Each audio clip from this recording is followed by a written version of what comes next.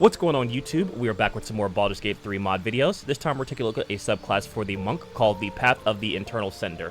This is a subclass that allows you to, in short, be a firebender from Avatar: The Last Airbender. Think of Azula or of Zuko. This will give you techniques that will increase your fire damage. You also have a special subclass feature called Rising Cinders, which allows you to stack Rising Cinders. While active, your attack rolls are increased by +1, and your melee unarmed attacks deal additional 1 fire damage per stack, up to 5. Now, there's certain techniques where you can expend these cinders to do more devastating damage and use certain techniques. This is starting out at level 3 as it is a subclass, and you get a the following action starting out. The first is a bonus action called Blazing Sweep. Deliver a sweep, swiftly kick to release a blazing burst on a bonus action, dealing 5 to 10 fire damage. The second technique you get is Cinder Surge. Release your stored flame in a surging blast of fire, consuming all stacks of Rising Cinder to deal 5 to 14 damage. Searing Strike. Strike with a blazing force, unleashing a burst of flame that deals 5 to 10 damage. And then you have Twin Cinders. Unleash 2 blazing strikes in rapid succession, each searing the target for 3 to 18 fire damage. These do scale as you level up. At level 4, we get the standard increases that we get with the monk. We also get a new action called Flame Jet. Unleash a focused stream of fire in an 8-meter line, scorching all creatures in its path for 2 to 20 fire damage. This takes 2 key points, and then in terms of stat acquisition, because I didn't explain it at the very beginning, I would focus on Dexterity and Wisdom. Wisdom for your fire-based attacks, and then Dexterity for your unarmed attacks. Moving on to level 6, we get a subclass feature, Eternal Cinder 1. Your Internal Flame intensifies. All offensive fire abilities deal increased damage and have a 50% chance to apply Burning Cinder. Additionally, you can now channel your flame into deadly lightning strikes. So essentially, this is our ascension from doing not only just fire-based damage, but also lightning-based damage. And to give you a little context to Burning Cinders, it is an additional 1 to 4 fire damage with your attacks. You get 3 new actions. The first one is Crackling Surge. Discharge stored Rising Cinders in a surge of lightning, dealing 6 to 20 lightning damage and possibly stunning the target. You also get Flame of the Phoenix, which is essentially a fireball. And then you get Lightning Arc. Strike with electrified precision, releasing a bolt of lightning that deals 5 to 12 lightning damage. I'm not sure if this also pierces through additional targets or does chain lightning. I think it's just a standard lightning attack. Moving on to level 9, which I believe this is the last level that you actually receive anything from the subclass. You will get the Flame Transcendence. Transcend your mortal limits to become the Eternal Cinder. While transformed, you gain +1 attack bonus to your attack rolls and spell save DCs. Additionally, your fire abilities ignore resistance and you roll your damage with advantage. So my apologies, so the last thing that you get is going to be at level 10. This is going to be the subclass feature, Eternal Cinder 2. This essentially changes your percentage from 50% to 75%.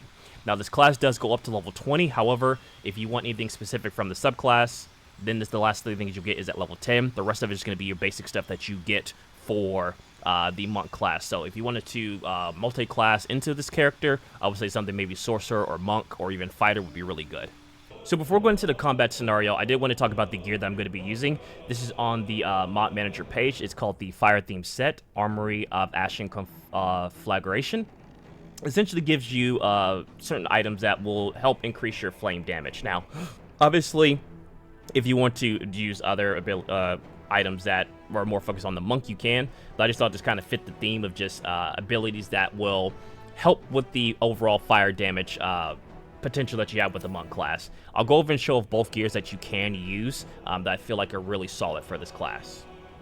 So regarding the first set of gear that we have, as I mentioned before, this is going to come from the Ashen Conflagration mod list, or not, sorry, mod list, but the mod. With that, you get the Hood of the Ember Sage, which gives you fire acuity whenever you use a deal fire damage. And again, since we're going to be primarily dealing fire damage, this will just boost that that fire damage potential overall. You also can't be blinded, and you can also see in the darkness of a range up to 12 meters. Then we have the Cloak of Pyro Quickness. This gives you Smoldering Augmentation. When one of your cantrips deal fire damage, add your spell casting modifier to the damage dealt, which is going to be our Wisdom modifier.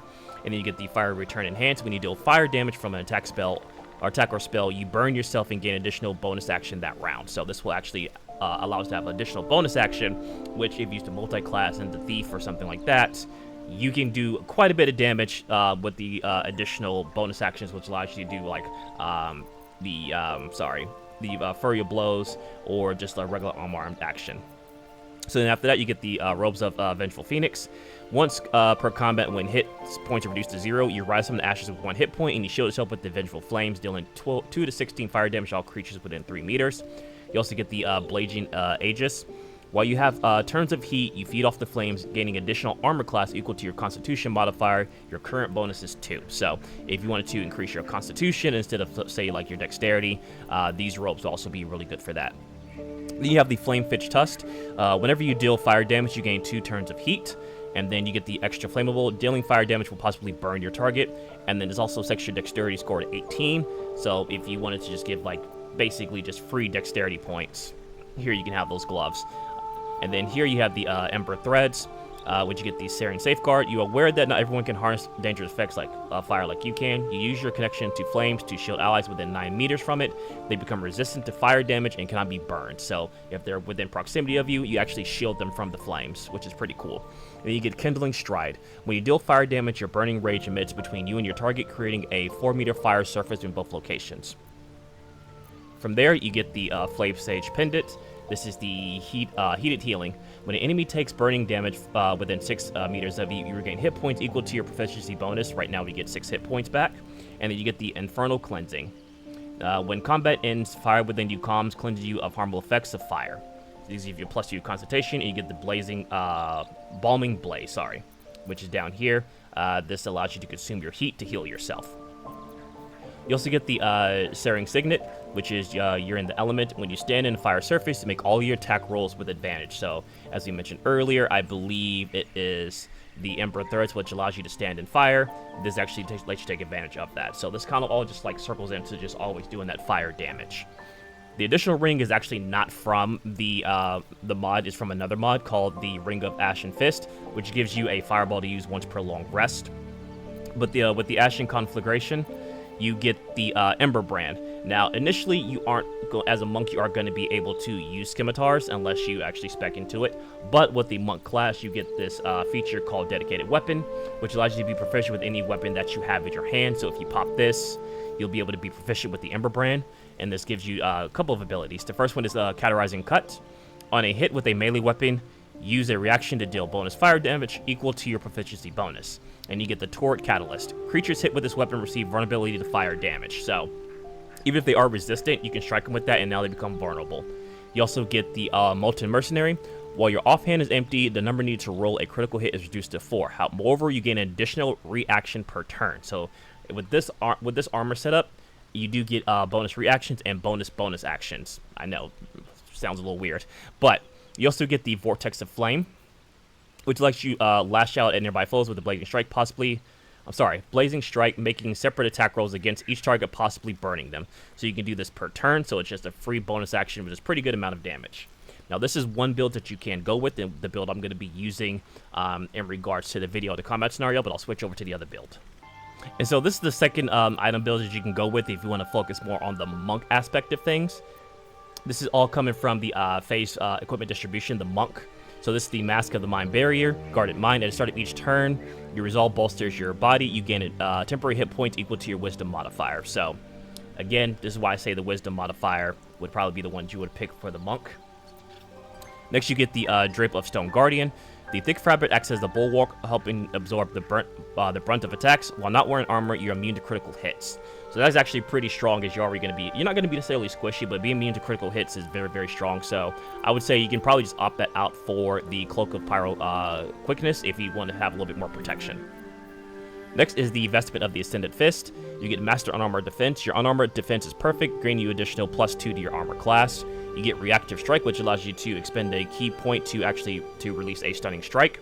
And you get the Fist of Ascension. And the Fist of Ascension is essentially a short attack that you could use once per short rest, which uses 5 points of ki and actually heals you as you do damage. Not the strongest, but it does help you top off on your health a little bit.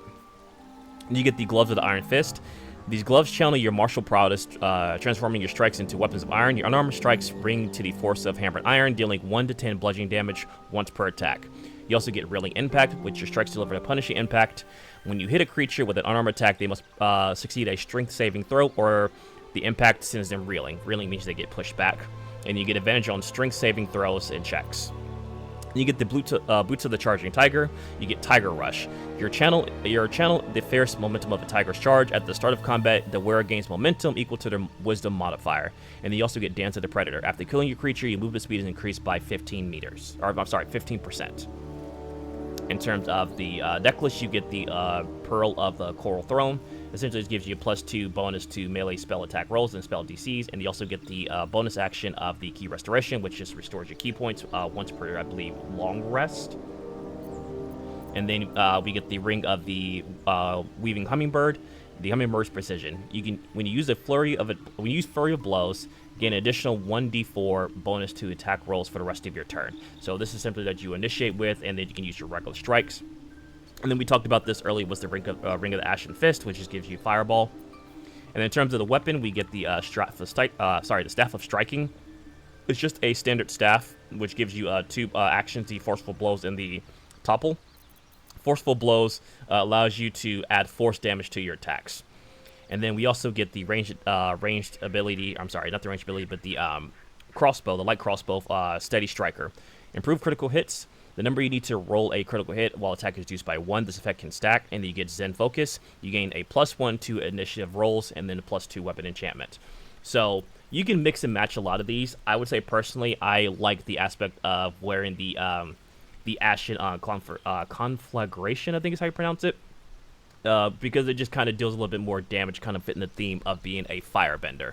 So I would personally go with that, but if you want to go more of a traditional monk role, these are pretty good items that you can wear.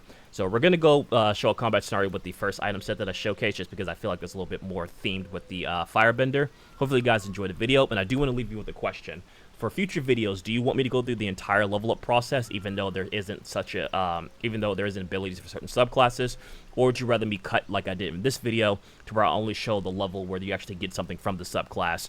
Because in this video, I did skip over the level, I believe it was level 11 to 20, just because you didn't get anything else additional to the subclass. Let me know what you guys think, and I'm always open to criticism to help improve these videos. Hopefully you enjoy, and I'll catch you next time.